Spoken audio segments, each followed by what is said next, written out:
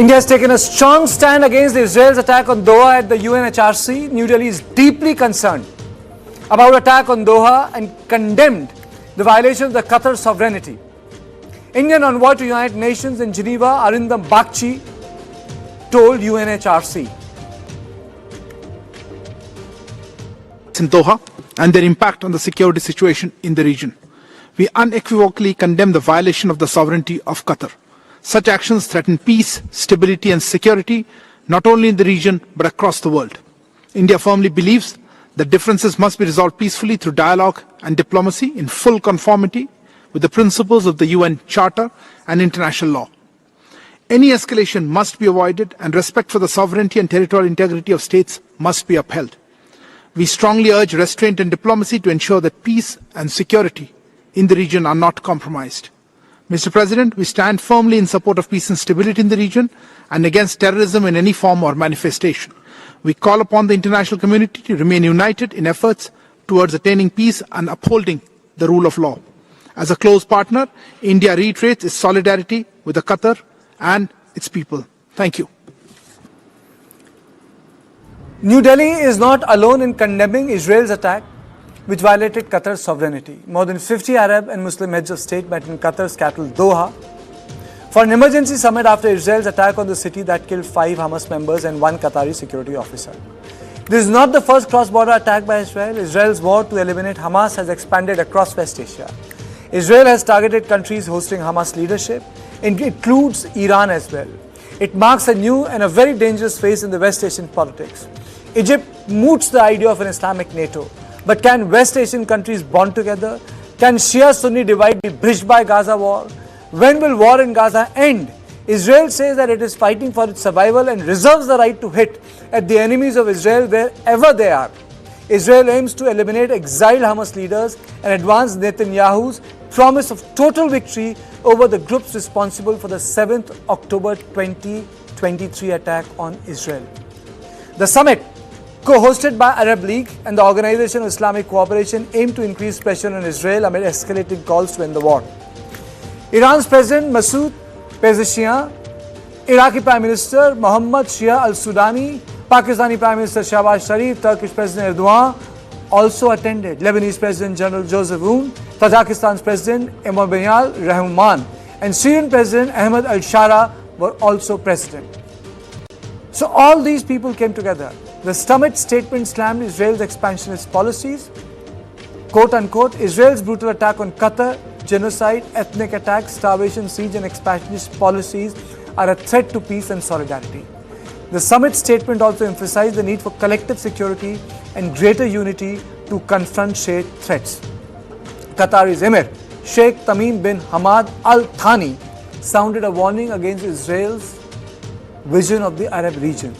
He accused Israel of deliberately obstructing ceasefire negotiations in Gaza through its recent strike on Hamas representatives in Doha. لقد تعرضت عاصمة بلد الدوحة التي تنعقد فيها هذه القمة إلى اعتداء غادر استهدف خلاله أحد المساكن التي تقوم فيها عائلات القيادة السياسية لحركة حماس ووفدها المفاوض، وهذا في حي سكني يضم مدارس وبعثات دبلوماسية. إذا كانت إسرائيل تريد اغتيال القيادة السياسية لحركة حماس فلماذا تفاوضها؟ وإذا كانت تريد التفاوض لإطلاق السراح الرهائن فلماذا تقتال كل من يمكن أن يدير المفاوضات معها؟ Prime Minister of Israel, Benjamin Netanyahu, has threatened to attack Hamas leaders again wherever they are. Netanyahu said Hamas leaders living in Qatar, accusing them of blocking ceasefire effort and prolonging the conflict in Gaza. During a meeting with the US Secretary of State Marco Rubio, Netanyahu repeated that Israel will hit Hamas wherever they are. ואנחנו גם יודעים שיש עכשיו ניסיון של הטלת מצור על ישראל על ידי גופים שונים ועל ידי מדינות שונות, בראשם קטר. קודם כל מצור תקשורתי שממומן בכסף ענק, גם של קטר, גם של מדינות אחרות כמו סין, והם פועלים גם במערב, ולא פחות מזה בארצות הברית. החלק השני הוא יותר ממוקד והוא מוקד במדינות מערב אירופה, בהפעלת המיעוטים המוסלמיים שם, שהופכים קולניים, אלימים ומאיימים על המדינות. ולכן אנחנו רואים את המצור הזה מתמקד במערב אירופה. ושם אמרתי שמפסיקים לנו משלוחי נשק וכו', וזה קורה עכשיו.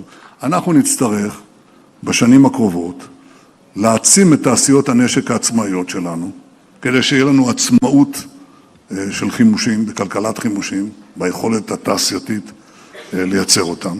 ולכן אנחנו נפרוץ את המצור הזה. Democrats and Republicans alike. אז האם השיגו בידוד עולמי? לא. ארצות הברית איתנו, גם הרבה מדינות אחרות, אבל יש לנו בעיה ממוקדת כרגע במערב אירופה, ואנחנו פועלים ונמשיך לפעול להסיר את המצור הזה. כמו שהצלחנו עם המצור הצבאי, כך נצליח גם המצור המדיני. The threats come despite US President Donald Trump assuring Sheikh Tamim last week that such a thing will not happen again on their soil. Because Trump said that attack on Doha did not advance Israel or America's goal. At the summit, Egypt proposed creating a joint military force similar to NATO with the chairmanship rotating among the 22 Arab League nations. Egypt would hold the first chairmanship. The plan includes better coordination between armies, air force and the commando units, along with integrating training, logistics and military systems of all countries. The force will be called the Joint Arab Force or Arab Unified Army. In case of an attack on any member state, the military action will be authorized based on consultation with the member nations and military leadership. The proposal was accepted in principle at the summit, but no concrete timeline was given. OIC issued a joint statement warning Israel and decided to increase the pressure at the United Nations. But there is an issue. Muslim countries often fight among themselves and their differences often emerge from this Shia-Sunni divide. Iran and Saudi Arabia hate each other. Turkey dislikes secular Muslim nations and countries like Egypt and Jordan, and including Qatar. Indonesia and Malaysia have a very different politics. So the issue is, can Gaza war resurrect the idea of Arab brotherhood? That's one. Can Iran and Saudi regimes reconcile on issues like Gaza? When will the war in Gaza end? More than 60,000 people have died in Gaza Strip. Their attack is not disproportionate to what happened. And lastly, is Israel right when it says that I have right to hit people who give safe haven to terrorists? These are the issues. And lastly, why two-state solution is not being implemented? On this, I am joined by Professor Swaran Singh, Center for International Studies, JNU, Professor Scott Lucas, Professor International Politics, Clinton Institute, University of College Dublin, and Major Dan Fifferman, Israel Defense Force and Executive Director, Sharaka. Thank you all of you for joining me. I have tried to put the entire picture, all sides, fair representation to all the views. Professor Swaran Singh, is this the new norm in West Asian politics? No covert action. We are witnessing direct military actions.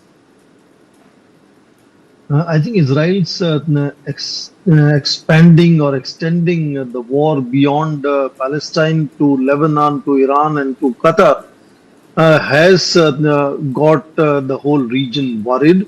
And that is why this emergency summit meeting of Arab League and OIC, Organization of Islamic Cooperation, together 22 nations of Arab League and OIC 57 nations.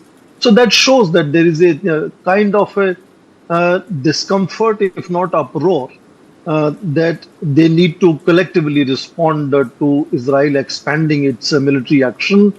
But whether they will actually be able to create some kind of a joint force and whether that joint force will be anywhere close to be compared with NATO, I think those are serious questions.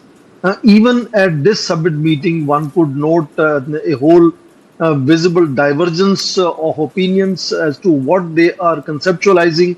They could not even identify what that minimal action they are conceptualizing against Israel. Of course, they initiated a kind of an idea that they will now work towards a joint Arab force of some sort, in which, of course, Egypt has claimed to be the headquarters and the leader and the first commander, 4-star general, should come from Egypt. But in terms of actual capabilities, Egypt's defense budget is often calculated between $5 to $7 billion compared to Saudi Arabia, $75 to $80 billion. So that is an enormous difference in military capacity. Of course, Iran wants to make an Islamic NATO. Egypt wants to create Arab NATO. Erdogan of Turkey is saying let's restrain it to economic pressures rather than initiating a military kind of conceptualizing a NATO affair. So enormous difference. I mean, the whole Arab League nations together have about $150 to $160 billion budget, defense budget put together, compared to NATO $1.5 trillion US. So, first of all, calling it an Arab or Islamic NATO is perhaps clearly misplaced. And there have been initiatives before. I mean, we know after Arab Spring, Saudi Arabia had announced a 34 nations collective force to fight terrorism. Again, in 2015, Arab League itself, the Sharm el-Sheikh summit meeting, had again initiated some kind of Arab League. Nothing has conceptualized, nothing has come that's because one of enormous difference. Professor Swing, that's one part of the issue. The other issue with which the world is grappling with is, when will the war in Gaza end? Professor Scott Lucas, your opening comments. Well, I think, and I'll be interested in Mr. Federman's reaction to this, is that what has happened is that certain lines have been crossed, and they will have significant effects. The first line that has been crossed is the question of the sovereignty of countries. Now, in this case, this is the sovereignty of Qatar, which also happens to be a U.S. ally, the largest U.S. air base in the Middle East, despite the fact that Qatar is sovereign, and that indeed it was the mediator for the negotiations. Israel has carried out an attack on Qatari territory. Now, Israel has carried out covert operations, targeted assassinations in the past in Gulf states. But this was overt, and this in effect wipes away the idea of sovereignty of countries with whom you're supposedly working. Secondly, it's a simple one here. If you're in negotiations, it's a firm principle of international law and international diplomacy. You don't kill the negotiators. You don't try to kill them. Israel might not like the fact that they're Hamas officials, but Israel is negotiating with them. So that has now been swept aside. Thirdly, the lines that are being swept aside as we speak is, of course, the question of what's happening in Gaza itself. We need to be clear here. There are no negotiations now. There can't be negotiations if you're trying to kill the negotiators. Instead, there is Israel's ultimatum to Hamas, which is surrender, or in the words of Benjamin Netanyahu and his defense minister, Israel Katz, Gaza will be destroyed. Gaza's civilians will be destroyed. Gaza's buildings will be destroyed. Now that is to prepare for a long-term Israeli occupation of Gaza, 4 military zones, with the Palestinians packed into 3 areas in between them. That's from Israeli documents that were leaked a few months ago. Now, when that happens, if Israel establishes that long-term occupation of Gaza, there is no prospect for any two-state solution. That will be gone. There is no prospect for Israel's normalization with Gulf states. No Gulf state is going to go back in and normalize with Israel if this is what they're going to do. And indeed, Israel's relations with most of the international community are going to be seriously damaged. Now, Benjamin Netanyahu might not be concerned about that, but the Israeli people may be concerned about that. And then a final point, which has to do with internal Israeli politics. If your priority is to try to rescue the hostages, 20 of whom we believe are still alive, and recover the 28 bodies still held by Hamas, who did carry out their own mass killing in October 2023, do you do it by trying to kill the negotiators and then launching an attack to level Gaza City? Israel's own military opposes this operation in Gaza City. Now they're carrying it out, but Eyal Zamir told legislators this weekend they oppose the operation and they do not know where it's going to wind up. So Israel has removed the lines, the rules of the game. They're completely gone. And, that's what they've done. Whether it's right or wrong is for others to decide. Mr. Federman, your opening comments. Can the war in Gaza end? The position which the Israel has taken, that any nation which is trying to give safe haven to Hamas is a legit target. Yeah, I mean, look, Israel's been put here into a very precarious situation, and while I'm not sure the timing of these strikes in Qatar, I'll agree with the professor from Ireland here on the panel that maybe it's not wise to launch strikes on the people you're supposed to be negotiating with. Those people should not have been hosted in Qatar, and I think it's just a big show. It's a big show, and it's quite hypocritical. Iran launched attacks on Qatar, on American targets in Qatar just a couple of months ago.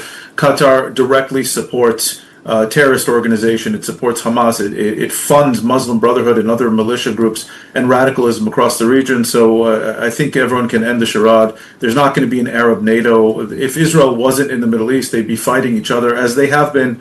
There are plenty of wars in the Middle East and North Africa that have nothing to do with Israel. So I think we can just realize that what's happening on the Arab League stage is a charade, and we don't have to take it too seriously. That said, this is a really tragic war, and it's a war that we have to remind ourselves constantly, because the world seems to forget, and through Qatari-backed media. And Hamas would love for the world to forget and make the world believe that Israel just up and decided to attack Gaza on October the 8th of 2023. Israel left Gaza in 2025 quite painfully, and really has no interest in ever going back. It has no interest in staying. Netanyahu and this government have been very unclear on a lot of things. The one thing they have been clear on is that they don't want Israel to remain in Gaza in the long term. So what we need from the Arab League and what we need from the Arab countries is a plan that gets Israel out of Gaza and gets Hamas out of Gaza, because those are the two parties that cannot remain in Gaza. And so what we need to see is Arab leadership instead of this kind of selective cherry-picking moral outcries. I'm not sure what Israel is doing right now is smart, but I'm not really sure what the alternatives are, right? Leaving Gaza in a state in which Hamas is in power, and Hamas says it themselves. They will rearm, they will regroup, and they will launch another October 7th attack again and again and again, because their long-term goals are perpetuating this conflict so they can one day destroy Israel, and as part of a broader Muslim Brotherhood collective, take over the Middle East and eventually other parts of the world. That's their goals. They say it, they don't hide it, and we need to stop pretending that there's some kind of resistance group. If Israel can get out of Gaza as soon as possible, I was actually hoping when the talk of taking Gaza City started being promoted a couple of months ago, that the Arab League and the international community and the countries of Europe would finally put pressure on Hamas to do the one thing that Israel has been demanding since day one, and that is disarm and surrender and release the hostages. This war would have been over before it even started, of course, if Hamas hadn't started this war to begin with. So we're quite in a precarious position.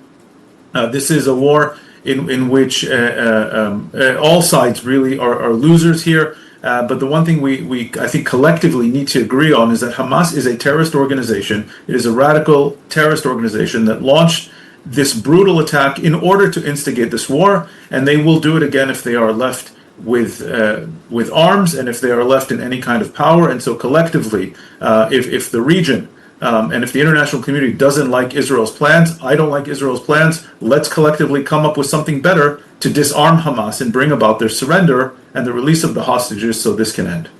Professor Singh, we look at the military aspect of the actions of Israel in Gaza, but there is a political issue, which is the two-state solution. Let's talk about that. Is this conflict a result of the two-state solution being put at the back burner? I think not only the two states proposal is put on back burner, it's been increasingly destroyed virtually on the ground over years, the way Gaza has been virtually taken over years again and again. Militarily, I think it is surprising, indeed shocking, to see the collateral damage. Estimates are up to 60,000 people dying in that small little territory of Gaza Strip. And that militarily, I mean, we always had such a pride about Israeli military being a very potent force. Nobody is defending what happened in October 2023. Of course, that was a terrible thing to happen. Yes. But in response to kill 60,000 people, to try and assassinate people who you are negotiating with is equally reprehensible. It's not acceptable in that sense. So I think if anyone has to take initiative in going back to two states solution, stopping the war, it has to be Israel primarily, because right now it appears Israel is unstoppable, most powerful, doing the way it wants to do things. In my understanding, there are two likelihoods how war in Gaza will end. One, the entire leadership of Hamas is destroyed, decimated, as per Prime Minister Netanyahu's understanding. Second, if there is an internal kind of disruption and Netanyahu's government falls, several of his very close associates have left him over a period of time. But there is also an understanding that Netanyahu's political career will continue as long as the war continues. And therefore, unless there is either an internal busting or, his way is really achieved in terms of, in his understanding, entire Hamas leadership evaporated. Right from 1920s, Kartikya, Jewish mindset has very clear focus on assassinations as a very potent strategy. That is why they were even trying to negotiate, they were even trying to assassinate people they were negotiating with. So I think Israel has a primary responsibility to push things in a direction where this war can come to an end. Nobody else is able to stand in front of Israel in the region. So therefore, it can continue doing whatever it wants. Or is it... Okay, or Professor Scott Lucas, is it also because of the fact that after Oslo Accords, there has been no serious push for a very strong conversation which can create some lasting period of peace? Well, I think the last, serious period we could talk about in those negotiations would probably be 2009, which would have been the year-long initiative being promoted by the Obama administration. And we can discuss, I suspect, in another program, while that didn't go very far. For right now, in speaking to both my colleagues here who've made their points, I probably would start off with the fact here that whatever we think about the start of this war, and again, Hamas's mass killing in October 2023 was followed by Israel's mass killing for what has now been almost the following 2 years. The Arab nations that we're talking about here, talking about their own interest, they're not going to front up to Israel in Gaza. They're not going to challenge Israel in Gaza. They're going to be looking in terms of their political diplomatic positioning elsewhere, including their economic, their diplomatic relationships. That returns us, however, to Gaza. First of all, the fact is that you cannot, in the one breath, say, we want Arab states to work with us, we want Arab states to get Hamas out, and then say also, but these Arab states are terrorists. The fact here is that Israel was working with Qatar. The Netanyahu government was working with Qatar, and indeed not only accepting, but in some ways encouraging the fact that Hamas was there in Qatar when the plan up to 2023 was to go against the Palestinian Authority. Fact is, and this is a very big domestic issue in Israel, it's called Qatargate. That is what was happening. And it's also the case that even if you don't buy that, Israel accepted Qatar as the mediator. If you accept them as the mediator, you accept they have that legitimacy. So to go in and to denounce them and say they're terrorists, they cuddle up to Hamas and so on, you cannot have it both ways. Okay. Dan, your closing comments on this? That's a strong point by Professor. Dan? My audio cut out partway in the middle. Can you repeat the question? Professor was saying that, Israel accepted Qatar as a negotiator. That's a fact. So why bomb them? Right. Look, it is a fact. Israel accepted Qatar as a negotiator, and Israel, prior to October 7th, made the mistaken assumption, the mistaken assessment that Hamas could be bought off, could be paid off with Qatari help, and that they would acquiesce and that they would just accept becoming a de facto state in Gaza, which is what they were. And that was a mistaken assumption. That was a huge mistake on Israel's part that we paid for dearly on October 7th. The issue that stands before us now is how to get rid of Hamas as the as the main militia, the main terrorist group in Gaza, and how do we move on to a post-Hamas and a post-Israel Gaza Strip? And I think that needs to be said clearly. The voices in Israel that are talking about Israel retaking and resettling Gaza are not the ones making the decisions. They are a distraction. Yes, they are. Yes, they are. Sorry? They They said are, that in and I August. agree with you. In August, the Netanyahu government published the plan for the military control of the Gaza Strip. The Israeli Military military control, said not at that resettlement point, of Gaza. the Israeli Correct. military said at this point, this will lead to military government of the Strip. The Israeli military said that. Israeli opposition groups I agree with said you. that. I agree with your assessment on this, and I agree with your recapping of the facts here. I think it's a mistake. Israel is stuck in a situation here that what we need is, instead of collective chastisement of Israel, is how do we work collectively to get rid of Hamas? The Arab League statement led by the Saudis, the Qataris, and the Egyptians a few weeks back, clearly blaming the beginning of this war on Hamas. Something that had not actually been clearly stated enough by the Arab League was incredibly helpful. The statement that Hamas can have no role in the future of Gaza was incredibly helpful. And what I would recommend to Israeli leaders here, and I did it in a conference just this week in Israel, is that Israelis Israel needs to be working with the region and not against the region in order to oust Hamas, because the solution to this needs to be a regional one and long term. Look, I'll end with this. Something perhaps that I think the world really doesn't comprehend here. Israel is a traumatized society post October 7th, and I don't think the Israeli leadership is aware of that fact, and I don't think the region or the international community really grasps the extent to which Israeli society is traumatized because of October 7th. Okay. And we need to be working together to get rid of Hamas so we can all move on from this terrible war. Absolutely. And my take is that the war in Gaza should be against Hamas and not the Gazans. I think that's where the line needs to be drawn. Thank you all of you for joining me. This is all I had on Point today. I will see you tomorrow at the same time. Thank you and good night.